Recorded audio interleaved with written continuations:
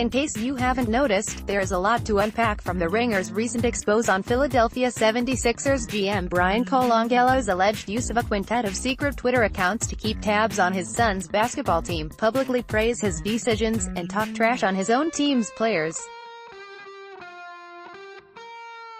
Need a refresher? Check here. There are about half a dozen articles dissecting various sections of the story in detail.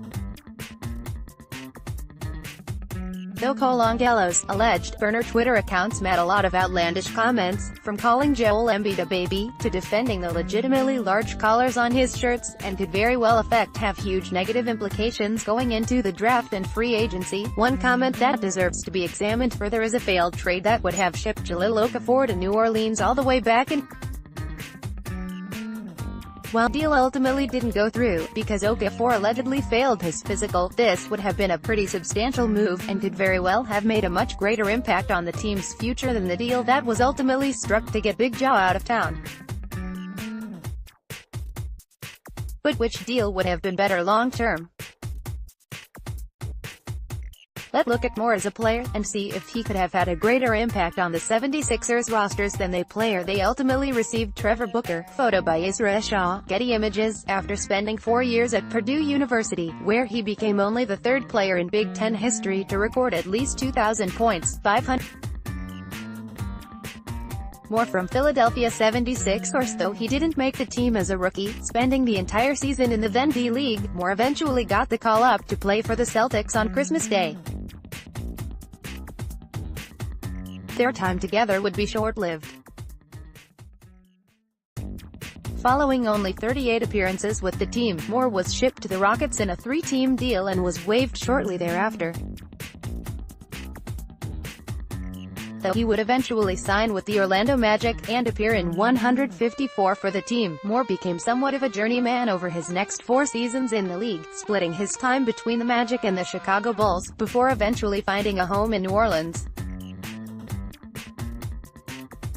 After an incredibly promising 2015-2016 season, where Moore knocked down an incredible 45.2% of his three-point shots in 22 starts, the Pelicans targeted Moore as a versatile scorer to add to their bench and offered the then 27-year-old a 4-year contract worth $34 million. But according to the Colangela's alleged Twitter accounts, the team did not consider Moore untouchable. With a burning desire to acquire a backcourt partner to pair with Anthony Davis in the paint, Okafor seemed like a potential steal after a rough stint with the 76ers, and that upside alone made Moore expendable.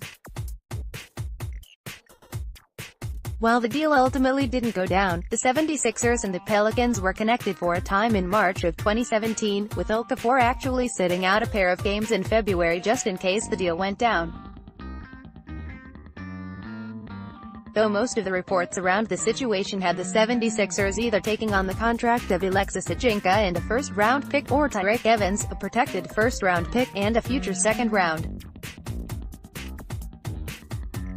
pick for Okafor, it actually makes a lot of sense that Colangelo and company would specifically look into adding Moore to their roster. Photo by Andy Lyons, Getty Images. The combo guard the Philadelphia 76ers needed.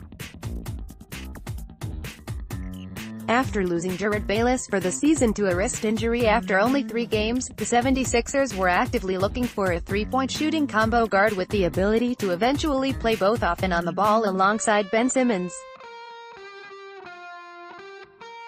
Moore fits that bill. While he'd only started 46 of a possible 307 games prior to the 2016 NBA season, Moore had effectively developed into one of the league's best bench scorers and excelled at playing either off or on the ball as a do-it-all combo guard. And over the last year, he's become a legitimate force on the wings.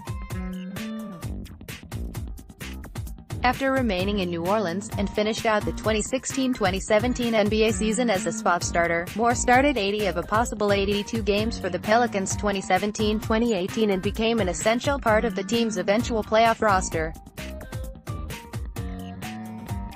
playing a role similar to that of J.J. Redick in Philly. Moore spent much of his time camped out on the wings, waiting for a timely dime from one of the team's 2-point guards, Rajon Rondo and ex-Sixer Jrue Holiday. Though he finished out the season fourth in scoring on the team with 12.5 points per game, a far cry from Davis's 30.1, Moore lead the team with a 42.5 three-point shooting percentage, the 12th best mark of any player in the league while recording a .34 offensive real plus-minus, the 16th best mark in the league. While the Pelicans do field a pretty strange scheme, starting three guards, a combo forward, and Davis in the middle following Boogie Cousins' season-ending injury, it's totally within the realm of possibility that Moore could have been a major boon for the 76ers on the wing, and been a nice complement to both Simmons and Redick.